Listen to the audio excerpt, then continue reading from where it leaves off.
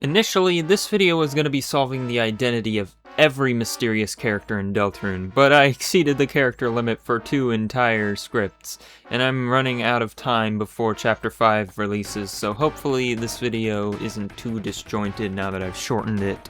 I was going to make videos about how the Dark Worlds really work if monsters bleed, going over how every Darkner and hometown resident seems to be somewhat in on the truth, the suspicious franchises of the world of Deltarune, the paradox of the original story, the implied Dark World in Chris's house from the past, and so on. But since I likely won't be able to finish all those videos in time, it will sound like I'm making some baseless assumptions in this video. I will recommend some videos with similar premises, but their conclusions may not be the same as mine. Today we'll be solving the 2 voices in the intro, everyone mentioned in this string, the strange someone Jevil talked to, the knight, the forgotten man, the nightmare in the shadow of the knight's hand, Ice-E, the everyman, Spamton's caller, device friend, the black deer, Chapter 3 secret boss, Chapter 4 phone caller, the demon Chris summoned, the man with one eye, and the fallen star. I am fully ready for a vast majority of these to be wrong. After all, I've already seen everything I thought was true about Deltarune be disproven, but let's not waste any more time. The intro voice is Gaster. Shocking. I'm not going to explain why. You've surely heard it a million times, and you surely already heard every detail. But for those still unconvinced, the typer value which is used in the code to show what character is talking is 666, which is the same as Gaster's in Undertale. If you're still perplexed by Gaster, I redirect you to this video. Gaster is essentially Toby's serious self-insert as the creator and god of the world of Deltarune. Toby even said in the anniversary stream the only reason he put himself as a white dog is because of Temmie. But at the same time, Gaster is a character in the world who has a story and limits. The second voice is clearly a different character and not just a voice tone change of Gaster, but we'll have to come back to who that is later. As said in the last video, the 2 mentioned in this text were in fact just King and Lancer. Since King never met the knight, he couldn't have put the knight in power. The strange someone who Jevil met is also probably Gaster. For some reason, a lot of people have tried to retroactively fit Friend or the knight into places which were obviously Gaster, claiming one of the 2 was who broke Jevil, but nothing of this dialogue points towards the 2, while we get a direct line drop of darker yet darker. A direct quote from Gaster. Sure, ideas like darker than dark are concepts less about Gaster and more about the darkness itself, but this idea is about going deeper into layers of darkness, but what Sham is talking about is the opposite. Going past the final layer and seeing the entire universe for what it is, a video game. It's certainly not talking about Jevil learning he's a game piece, because most Darkners seem to already be aware of what objects they are and retain memories from when they were played with. Neither Friend or the Knight have any indication of knowing they're in a video game. People also say because of this line that Jevil met the Knight, but this only says that Jevil knew of the Knight. He also knew how King would rise to power before it happened, so this is more likely related to prophecy knowledge. And as far as we know, Gaster was the first to say the words of the legend back in the 2016 Deltarune website, and the legend is just an abbreviated version of the prophecy. So if Gaster didn't create it, he's at very least key player in spreading its knowledge. There are 2 prophecy panels that mention the knight, but where is King's? There's always the possibility that there are more parts of the prophecy we don't see, but it's strange there's seemingly a prophecy for Queen and Tenna, but not King. Instead, having a Lancer joke represent Chapter 1, but we'll get back to that later. There is another highly suspicious prophecy, home to much discussion. They'll see the tail of hell take crawl. This is most likely referring to the device friend, which is the file name of the mysterious pink and yellow-eyed face that stalks us past Chapter 1. The Spamton Sweepstakes 2 revealed that Friend is most likely originally some kind of secret cat from Cat Pedders. The cats in that game are said to be made of lots of little circles. There is a bigger version of the tail in the files, and as well as various dialogue that says that the tail has a pointed tip, which somewhat resembles a cat ear. But there are 3 other characters who seem to don the symbol of the tail of hell. Spamton with his heart chain, Jevil with his neck chain, and King with his so-called Chain of Justice, which in the files is actually called Chain of Hell. Spamton is already obviously associated with Friend because of its glasses, and the heart kind of has a point if you rotate it. Jevil is the least connected, it's just a generic chain that happens to be circles, and while King's chain isn't circles, the name makes it explicitly connected, and his spade actually does have a point. Of course, I'm not insinuating King is the tail of hell, but perhaps they met. The tail taking Crawl may have been an event that already happened. Personally, I think it's referring to a recurring event rather than a specific one from the past or future. And it's possible, based on this extremely cryptic dialogue from the newsletter, that the tail of hell somehow spawned from Sham when his tail was cut off.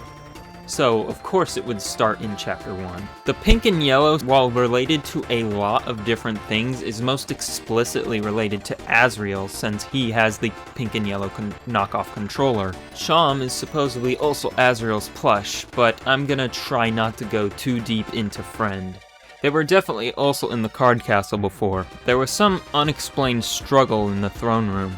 Things scratched everywhere, perhaps cat scratches? Regardless, while Queen supposedly has this prophecy, her return isn't mentioned, so Jevil knows future events whether in the prophecy or not. But whether Friend was or wasn't in Card Kingdom, it doesn't change who helped Jevil, because there's no reason to believe someone is handing out shadow crystals in the first place.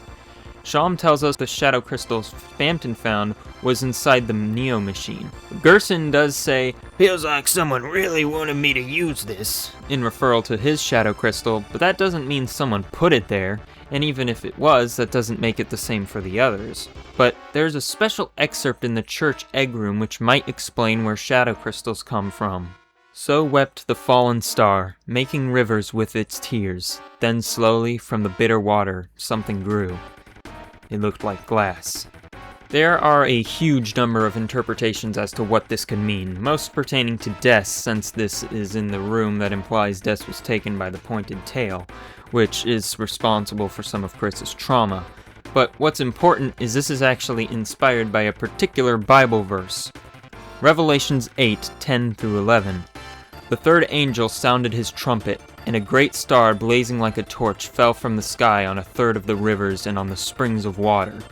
The name of the star is Wormwood.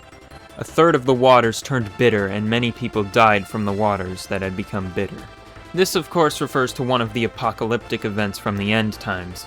So, in Deltarune, this could be referring to the Roaring.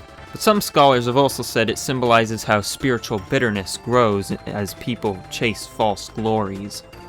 So think about the secret bosses. Spamton, Jevil, Gerson were all important figures, stars in their own communities, who fell from grace in their own ways. Spamton was obsessed with ego and disregarded his old friends. Jevil became obsessed with this new truth he learned and attacked his own people. We don't know the full context of Gerson, but he says he was consumed by his own story. The shadow crystals manifest. Spamton's was either manifested by Mettaton making the Neo body which was discarded, or by his own praying. So Spamton's caller could either be Friend or Gaster. It's certainly not the Knight, as in the Spamton Q&A he claims to not even know who the Knight is, though he knows at least something about the Knight, but I think Chris threatened Spamton before they could say what it was. The caller suddenly disappeared, which aligns with Gaster shattering across time and space, but it could just as easily be the caller merely abandoning Spamton after they were done using them. The garbage noise could refer to either of them, as they're both likely in the shelter. Spamton says, "Impressed at this transformation? You too can have communion with," unintelligible laughter, which also could be either of them, as they both have distorted laughs. Of course, until we learn the true meaning of pink and yellow, there's no way Spamton hasn't been in contact with Friend, because of his glasses. But ultimately, as far as we know, Gaster and Friend are in cahoots with each other, and they probably have the same goals, so it doesn't really matter who reached out. If Des is not the Knight, we know she at least has a shadow crystal because of the black triangle in the 1225 room.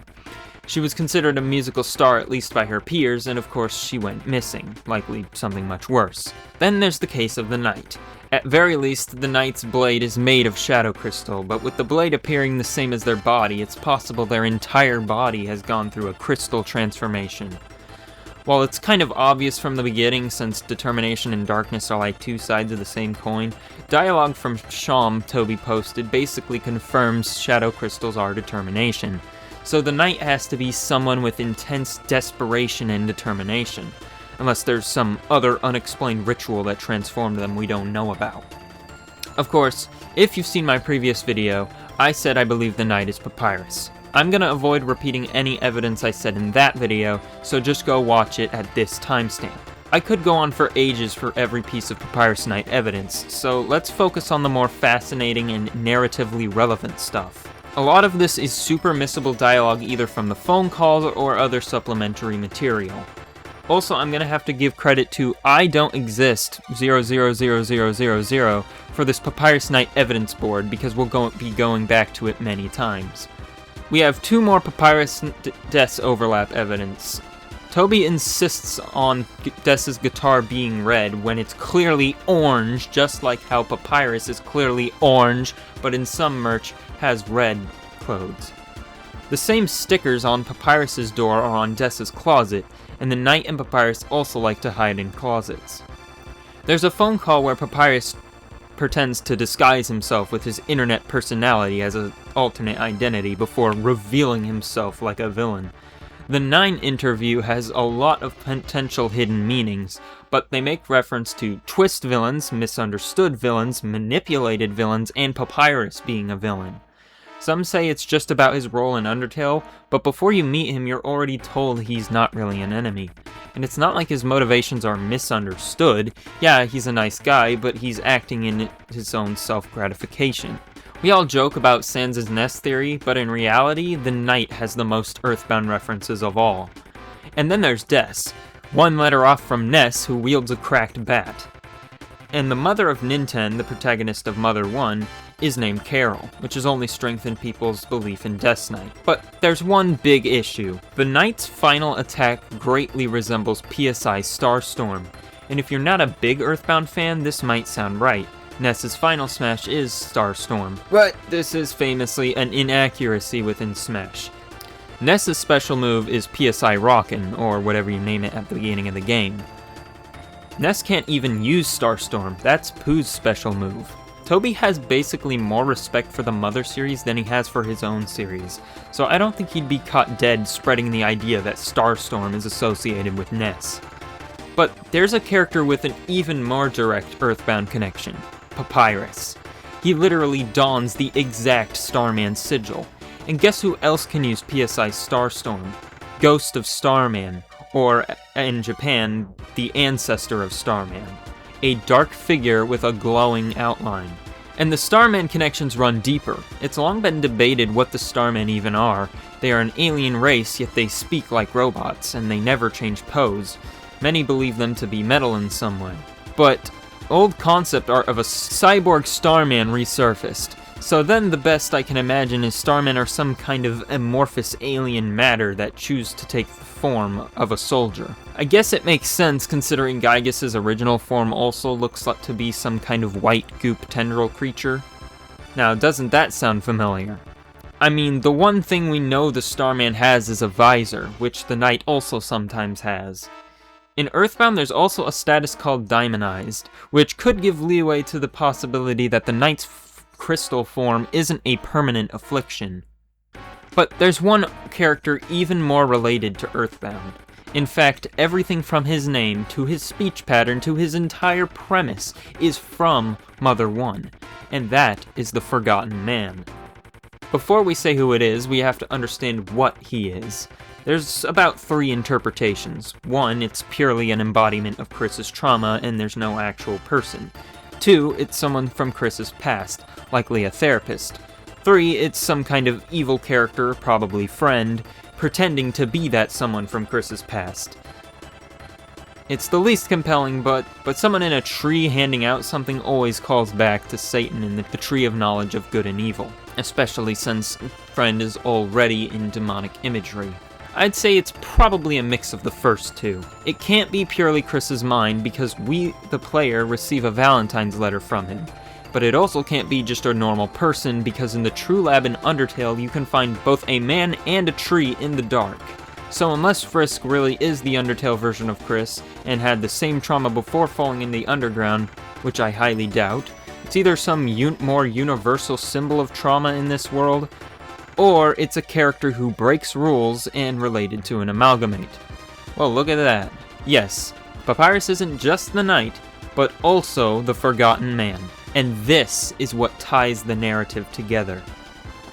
Unlike Papyrus Knight, which is commonly mocked in the community, Papyrus is actually one of the most agreed upon candidates for the Forgotten Man outside of Gaster himself.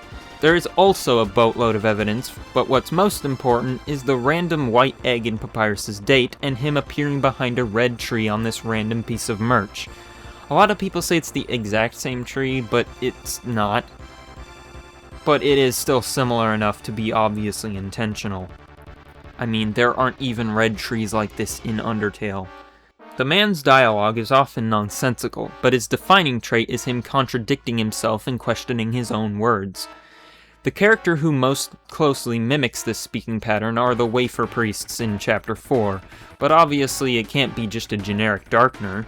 The second closest is the River Person, but something odd is if you call Undyne around the River Person, she doesn't even acknowledge their existence, only commenting on the river itself, where Papyrus does. Papyrus does have at least one line where he speaks in the exact same format as the Forgotten Man. First he says, "Do you know who Papyrus is?" Then he says, "Do I know who Papyrus is?" Some say there's a few others, but the others is usually just when Sans or Papyrus backtrack because they don't want you to know that they know something more than what they're letting on. Whereas this one is more of a philosophical question. The Forgotten Man also says that Man Country is the only place left he can talk. So it's interesting that the Knight is one of the only characters we know who either can't talk or won't talk, even when they try to communicate with Chris. Even back in Undertale, in this very missable phone dialogue, Papyrus was implied to be a therapist, to Sans and potentially to others. Papyrus always keeps up a positive mask, not for his own sake, but for the people around him. And who could forget him literally offering to tutor you to be a better person in the genocide run?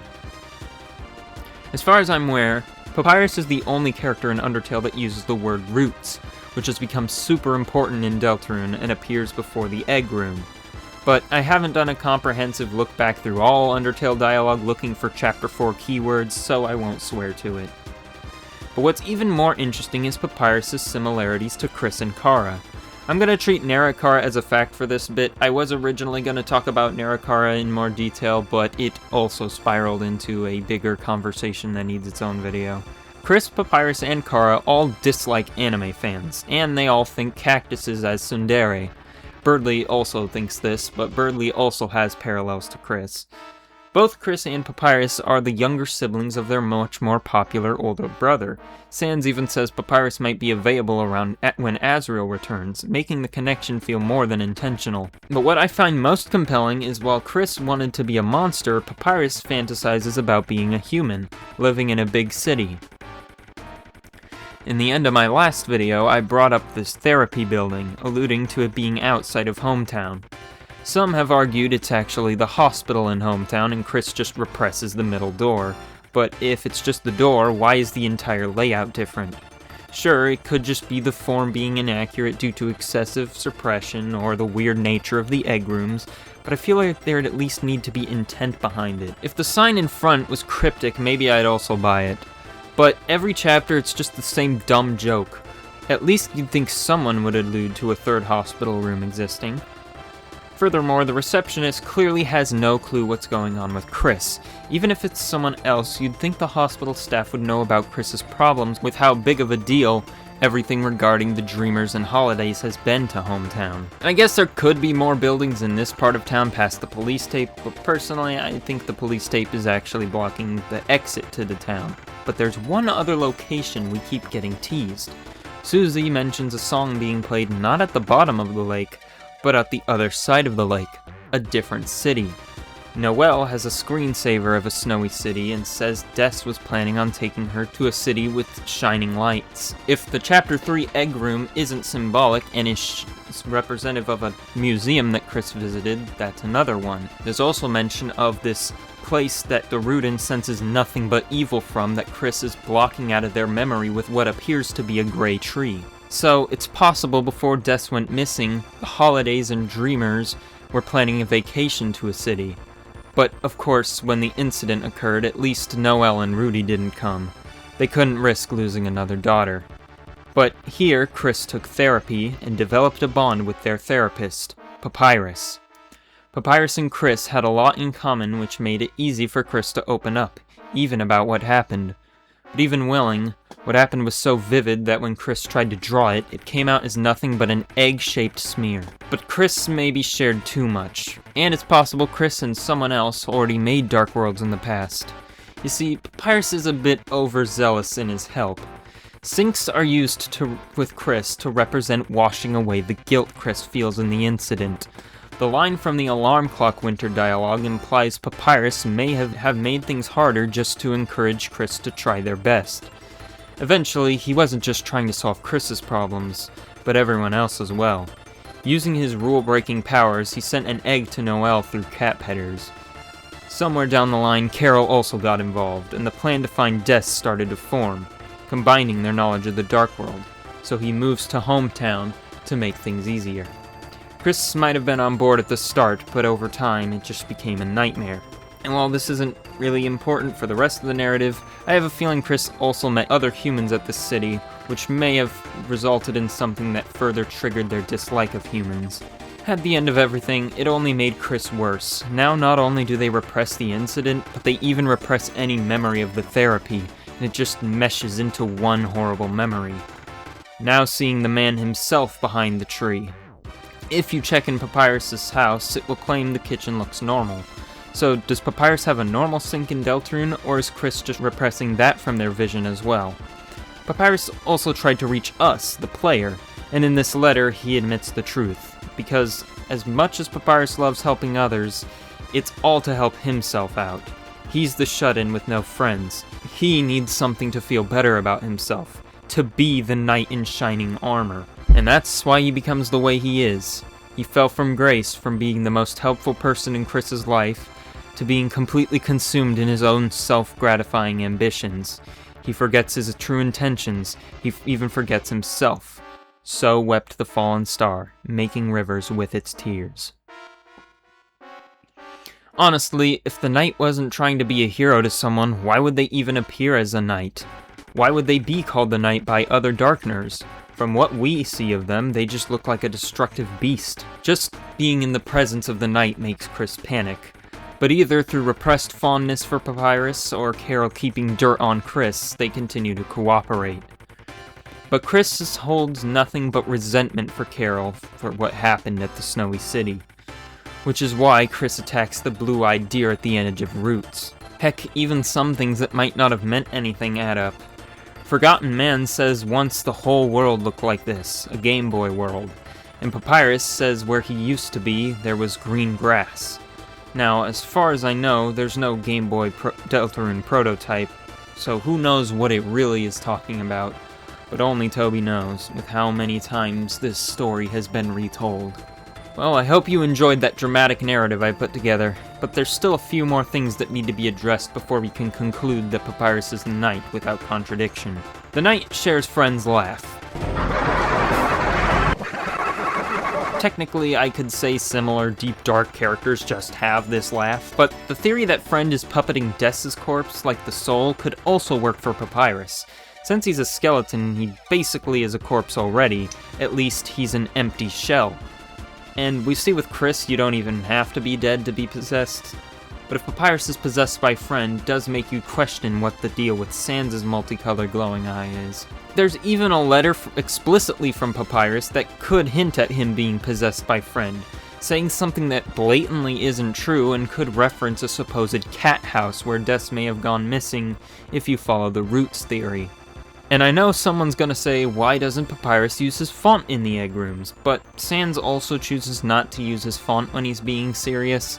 It's probably more about how they are speaking, and since Papyrus never drops his persona in Undertale, he always uses this font. Personally, if Friend is possessing the knight, I hope their influence on the knight is minor, because they're both very fascinating characters on their own. When the knight attacks our party, they down us, but never kill us, which is actually something Papyrus does too. There are two they do kill though, being Tenna and Jackenstein. Tenna can have numerous explanations. Papyrus could think TV is a distraction from Chris's problem that needs to be removed. Or the opposite, that its presence in Chris's home is only bringing back painful memories since no one uses it.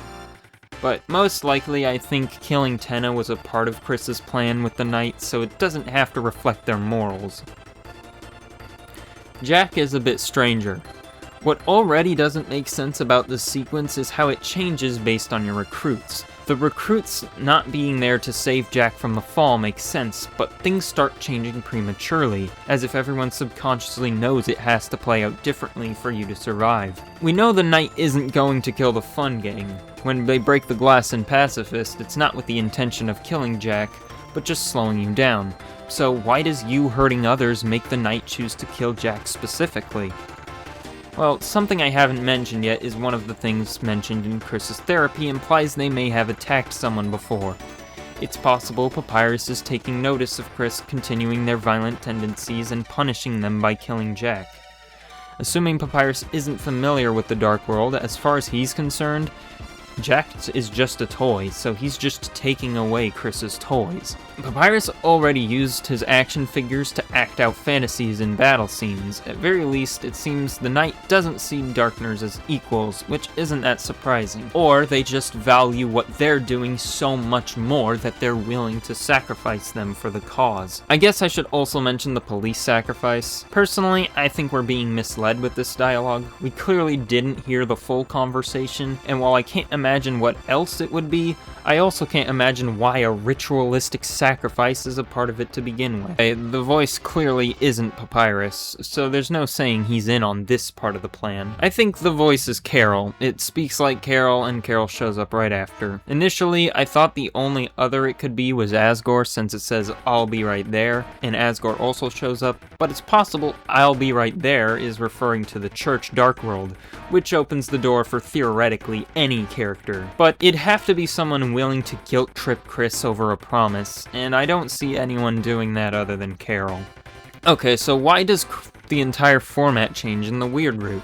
One cool theory I saw is that our connection and power in the Weird Route in the world grows enough that we can more clearly hear through Chris, the phone call, but most likely it's just Carol using a voice modifier. Obviously, the mayor talking about police hostages and dark worlds is something she wouldn't want prying ears to hear. But calling your neighbor about the festival wouldn't sound wrong to anyone who doesn't know the context, so there's no reason for her to mask her voice in this call. But I want to make it known that Toby went the extra mile to not give the Japanese text any speaking quirks to identify them, so it's obviously still supposed to be a mystery and not, obviously it's Carol.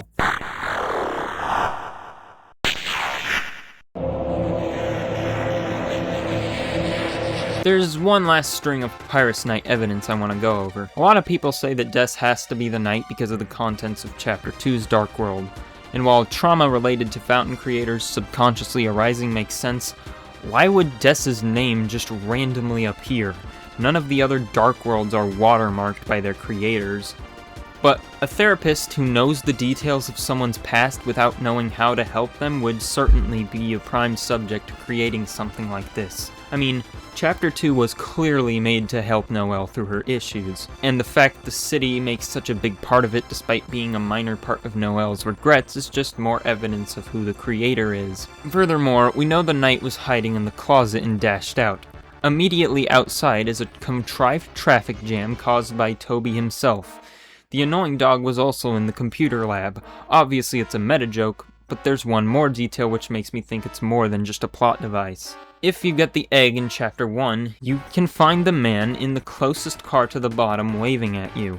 So Papyrus and the dog, who both just got done setting up the fountain, are both the cause of the traffic jam and the first person in the traffic jam, and then waves at Chris. Doesn't sound planned at all. Next time we see the dog, still in the car, it's at the entrance to the egg room, which also contains the same city graphic, and usually the egg rooms are completely divorced from the dark worlds they're in, so that's just more proof that the city is specifically a part of Chris's past, and the same city appearing in Chapter 3. Also, the line here seemingly is a reference to Entry 17, but not one of the usual Gaster lines, but one of the ones that has highly been theorized to refer to Sans and Papyrus, so this may be confirmation of that. It's also implied the dog caused the traffic incident which forces you to meet Spamton, though I'm not sure how that factors into the plan. The man also appeared in the diner of Chapter 4, and I think this is very interesting because this is where Chris will draw the picture that shocked Susie we don't get to see. So he may have been checking out that drawing to see if Chris's mental state has improved at all. But this leads to the Carol conundrum again. How does Papyrus get from the back of the diner to the church before us? The gap is even smaller here. Some will argue the man isn't actually here and just Chris hallucinating them, but I don't prefer this answer. But with Papyrus's endless rule breaking, there's any number of answers. He could have used sands to teleport, since we see he can still do that. He could have already been in the church and just projected himself there, because for some reason the man can also do that. Or just ran out and floated over everything to get there faster than you. If Sans can still teleport in Hometown, there's no reason Papyrus couldn't also float. But one more thing that wraps everything into a nice bow is that for no given reason, if you return to the room the knight was hiding in the study, it will be replaced with a climbing minigame against Toby, where at the top there is a bone, which as far as I'm aware is the first time we've seen a bone in the entire game. And it makes the Chapter 3 board game item effect, and the board effects have persisted past the minigames, but only in the egg rooms. So you have a room related to the knight, the dog, Papyrus, and the Forgotten Man. It couldn't be more on the nose if it tried. Also, for some reason, Sans and Papyrus's talking sounds were used in early builds of the board games, probably as placeholders, but it's still worth mentioning. Since Papyrus's sound effect, talking sound has been in the game since Chapter 1, but has never been used. There's one more egg room thing I want to talk about. The window room's first priest says, "What do you call a man with one eye?" All the dialogue in this room seems to parallel the error text poem about Gaster, which makes most assume it's talking about the angel since that's the next line. But the one after that is about Noelle, or at least a girl, where the first one is about a man. There are a couple monsters with one eye, but considering this is a part of the egg room and it uses the word man, it's probably referring to the Eggman. A lot of people haven't considered this referring to the knight, since most assume it's one of the girls. Remember the knight's mysterious single eyeball in their chest? Even when they have an eye in their mouth, it's always just one. But wait, doesn't the knight have a normal eye during the intro roar? Well, this is a skeleton. He doesn't have eyes, just eye sockets, so it's still just one eye. Though I haven't seen any good explanation as to why the eye even exists, personally I believe its Lightworld counterpart is an eye pendant necklace. Maybe it's a part of how Friend takes over? Who knows, maybe it's the Zap Orb. That orb did change Papyrus's color to the knight after all. Okay, that's enough about Papyrus. Let's go back to what I said about Chris's trauma merging. The Everyman is a highly suspect character. Many say it's just a monster equivalent of a stick figure, but Toby has pretty blatantly confirmed Everyman is an individual with a personality who exists in some way. And I think they are what we get when Chris's trauma of the past and the man become one. The Everyman transcends almost every layer of the universe, and yet it always looks the same. He exists in the light world, the dark world, even in Undertale. There was even going to be an Everyman cameo as a spawn, though it went unused. Whatever the Everyman is, it's so potent it manifests even in the purest form of dark. The characters that make up the Reaper Bird are Final Frogget, Astigmatism, and Whimsalot. The Rabbit in Chapter 3 is how you get to the egg room, but other than that, I don't see much connection with the frog. Astigmatism has the thing about picking on or not picking on them, kinda like the Eggman's contradictions, and their eye becomes a mouth like the knight. Then there's Whimsalot. Other than just being a knight, content warning for mentions of depression, suicide, and self-harm. Skip to this timestamp. Something I only learned recently is the Whimsum enemies in Undertale were a big self-harm allegory. You can read this post for full context, but basically Whimsum is an allegory for someone too cowardly to do it, while Whimsalot is someone who's already committed to the life of self-harm. The flavor text mentions they smell like things that kill moths.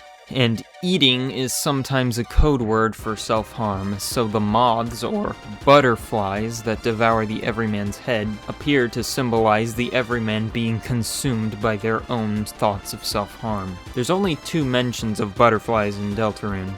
This frog, it says the weird purple guy tried to put butterflies in his soup unprompted, and this guy is already super creepy, but with this lens, this guy is basically telling this frog to off themselves, which even for a fake employee of an illegitimate kidnapper-coded fast food joint seems out of left fieldly dark. There's honestly a lot of evidence for this guy being the everyman, with the most potent being this drawing of everyman next to a drawing of Icy, but that would make him some kind of final boss level everyman Icy fusion. Though Chris is probably the one who drew this everyman. The only way they seem to be able to communicate their feelings of this trauma is through art therapy. It's kinda crazy that after all this time, my wild theories about the connection between Everyman, Chris, and the Knight still ended up meaning something, just not in the way I thought. I also think there's a high chance he's a relative of Susie. He's obviously based on Barney, but what's really weird is his underbelly is the same color scheme as Susie's green sparkles moment. The other is when the shadow mantle flies off King. It takes the shape of a butterfly inexplicably. King was said to be the card Chris played with the most. Chris imprinted their will onto him, which is probably why he thinks so differently to other Darkners. The Shadow Mantle was most likely something of Chris's as well. Maybe Azrael, considering Noel's taller line. So King wrapping himself in an icon of self-harm says a lot about his and Chris's self-destructive personality. Also, the fact that Toby said the dark fountains make people more aggressive and King was this bad despite having the mantle which supposedly shields from the dark, just how bad is the fountain's corruption? And if this room flip is intentional, the quote-unquote ERAM here looks a lot more like a butterfly. But I don't think the shadow mantle itself is alive. The butterfly shape it's taking is from its thief, the Chapter 3 secret boss, commonly referred to as ERAM. While I don't think that's their official name, I'll just be referring to them as it for simplicity's sake. This freaking guy. This was the one I originally wanted to make a video on, but as I kept digging into their character, it started this endless rabbit hole which eventually became this video. Let's get the big one out of the way. ERAM is not just Friend using the Shadow Mantle, and Friend is not just a minion of ERAM. They are related, but different characters. What people have been arguing is that the entity we see is actually just the living Shadow Mantle, and Friend is the one talking because it says the Shadow Mantle I'm holding, citing the fact that Friend's eyes appear on one side and the mouth on the other, that this room must be Friend talking, and that the mantle appearing in the other secret room is just Friend taunting Chris with it. What everyone seems to overlook is there's already 2 voices in this room. First, it's a very forward, almost robotic voice in all caps that demands something of us. Then comes this formal speaking, mocking voice hidden in darkness. We see this voice disparity again. If we fail, we'll get a voice telling us the key is forgotten and that we forgot something important. If we succeed, we get a voice that tells us to go towards Northern Light, tells us about ice magic, and tells us to follow the white cloak. Very forward.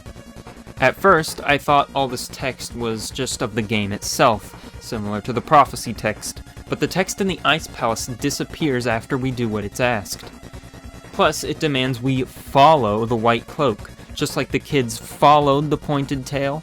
This is certainly Friend speaking, and I'm pretty sure we can all agree Friend talks in all caps. And there's no reason to think that Friend was just an add to ERAM, because the original quote that started all this in the ROM page, which is written in the same style as ERAM, says, "You can never defeat us, let's rumble."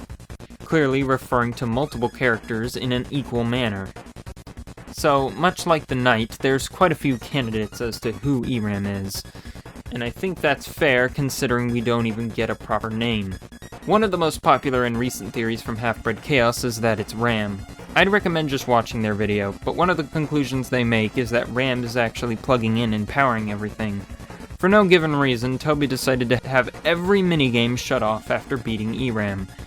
And he was so committed to this idea that when it was found doing this locks you out of getting the egg, Toby added an alternate way to get the ticket. At first glance, this makes perfect sense, as Ram turns to stone at the end. But Ram also turns to stone in a normal route, but the games don't shut off. Now, that on its own doesn't mean Ram can't be E-Ram, but there's a bigger problem. Ram is British. E-Ram does have some similar speeches, but their dialects are greatly distinct. Sure, if E-Ram was also British, it wouldn't be much of a mystery, but unless Toby's trying to say British people are fake, you can't circumvent this.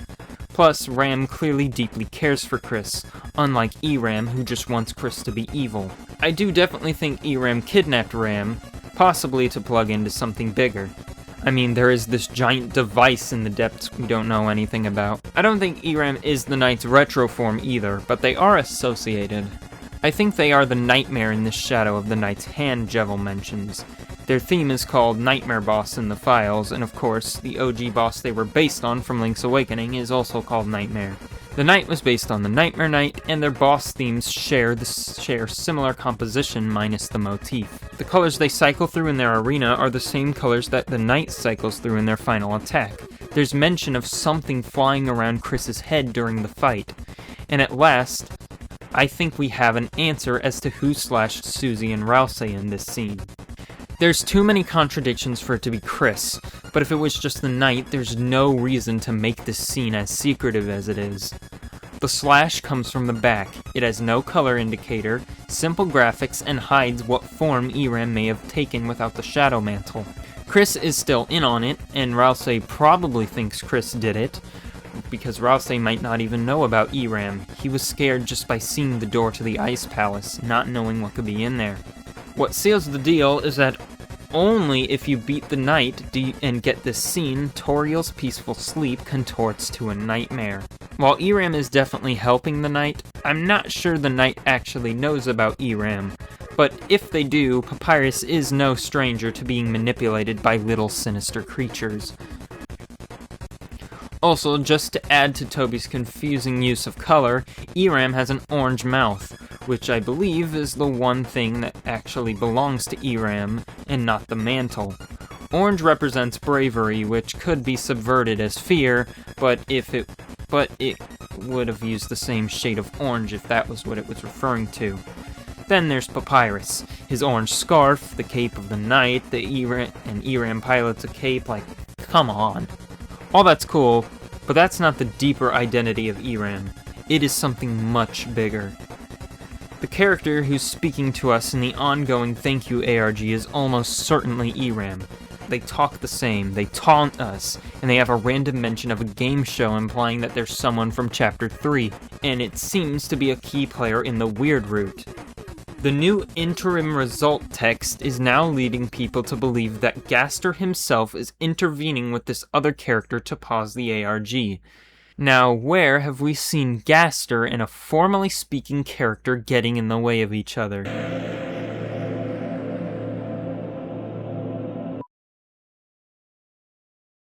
That's right, E-Ram is the second speaker. And I'm not just saying that because the Japanese translation speaks the same.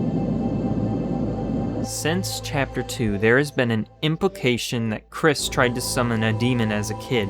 If it was just a one-off thing, it might not have meant anything. But it comes up again if you pay attention in church.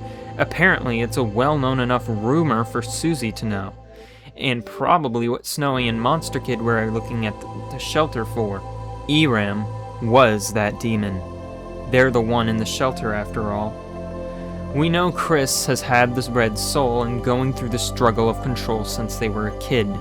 That paired with the fact there is a Chapter 0 mention in the files, it's highly likely our entire interaction with our vessel getting discarded was a flashback.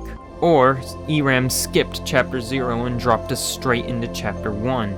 E-Ram hijacked Gaster's experiment with us and forced the soul into an innocent child. And the worst part is, Gaster trusted them. In Undertale, there was dialogue added in an update just labeled Demon. Now, in context, this was one of the things Toby added in response to how fans denied his wishes to not data mine the game's secrets and post them online. But there's clearly a story here. Greetings. You have made yourself completely clear. I, your humble servant, will follow you into the utmost. You can hear the smug, charming lies ooze off of their voice just by reading it. But there is another voice here. It just says, "He is," in all caps. When there is an unknown he or him in Spooky Secrets, it's almost always referring to Gaster. So this isn't Gaster himself talking, but someone talking about him. So we have a forward, almost robotic all-caps speaker alongside Gaster and Eram. It basically confirms its friend. There's even more that can be gleaned from the discarded text in the Japanese version. While Gaster speaks in an endearing way to us, Eram, of course, is its usual mocking self. But it seems whatever it did to our vessel not only screwed us over, but in some way benefited Eram, likely taking it for its own evil plans. And who do we see running off as our suspiciously vessel-coated sword hero does something off-screen? It's also worth noting Susie can kill the sword hero depending on your choices. But Rabbik will still say that Chris went past. Maybe Eram, after losing the mantle, used the vessel while kidnapping's Ram. All that aside, there is another really weird connection Eram has, and it's with Icy. Icy is just a whole other can of worms, so I'm gonna recommend this video so I don't have to go over all the evidence. But most importantly, there is a fun event in the word search that spawns a sharp-toothed snowman with the word nightmare above it. The snowman NPC has many parallels to Gaster, and the way they speak if you betray them is similar to how Eram insinuates Chris enjoys hurting others. The word search colors align with what we said about the voice between the friend rooms, but what has me stumped is how it feels like Chris hates Icy and wants Noelle to be scared of them, but other text suggests that Chris likes Icy. I don't know why else Chris would feel relief at Icy's mascot being used at the library, unless Chris already knew ahead of time about the plan to replace Icy and what comes next, which is probably nothing good. I also think the Holiday family are somehow involved in the Icy brand, because Icy clearly has the mouth of a reindeer. But back to Eram. There are some on-the-nose connections specifically to the pizza box incident from the Spampton sweepstakes. Pizza Pants brings attention to how they took the eye out of pizza, like how they burned the eyes of the pizza box. And there's Eram's boss theme, Burning Eyes. Now, this could refer to a few other things. It could be friends' beady eyes, or your own eyes staring at the tiny screen with the abysmal filter over it. But either way, Eram makes a big focus on darkness and eyes. Something we heard back in the closet is only eyes blinded by darkness can see the way. There are many characters with shrouded eyes, which have become more visible as they join the good side. The only two who keep their eyes hidden are Eram and King, which are also the only two who have stayed outwardly villainous. Tenna also kind of, but his eyes might be his antenna, and technically his eyes would be blinded by the light of his screen. It seems to be implied that as we keep helping people, we're unknowingly leading them into a worse fate, with Eram and King being the only ones who see the truth. So if bright eyes are bad, what does that say about Friend, who has the brightest eyes of anyone? Is he the true evil? Anyway, back to Icy. Toby said if Icy had a world, it would be an abstract hell dimension. And for Toby's birthday, his friend once made a game about Icy for him. As far as I can tell, it's lost media, but from what's been said about it, it's also a nightmare battle. Some people talk like it was archived and playable, but I've seen no documentation of its existence. If anyone knows more info about this, please tell me. I don't think Eram and Icy are the same character or the pizza box or anything. I think Eram takes the shape of all of Chris's nightmares, including their regrets of tormenting Noelle with Icy. But I totally think that Omega Icy is going to be a boss in Chapter 5. The gumball machine which Toby painstakingly made instead of using a stock photo barely mattered in Chapter 3. Even when gotcha balls were important, the machine wasn't present. But the 2 times it was used was related to deaths, so this gumball machine was definitely for something bigger. One other prediction for Chapter 5. These 3 prophecy panels are labeled Boss 1, 2, and 3. watch this video. I'm not gonna read all of it. Now, you'd think another TV head getting killed by the Knight would be redundant, but the prophecies are often abstract, so Lord of Screens could mean Asgore's favorite show. It's Woody Theory. I know we all joke about the absurdity of Friend Inside Me, but that aside, the whole cowboy Asgore bit was obviously building up for something. Who says the Knight kills them? Maybe Asgore himself does with his red trident. Really, it could be anyone. Friend is definitely going to show up in Chapter 5, so I didn't want to theorize about them too much, but I swear if its name ended up being Mike, and it's either the Angel or a TV head after I tried so hard to argue Tenna was Mike, I'm going to lose my mind. And don't forget, one day before Deltarune releases, there will be an update to the Thank You ARG. I'll definitely try to be there. But only people who got a response in the past get to move forward, so we might not all get to see the conclusion. I definitely think the question is related to when Rudy will die, thanks to this line from the alarm clock. Though Noel and Des also have a line related to the sun, so who knows. Well, hope you enjoyed.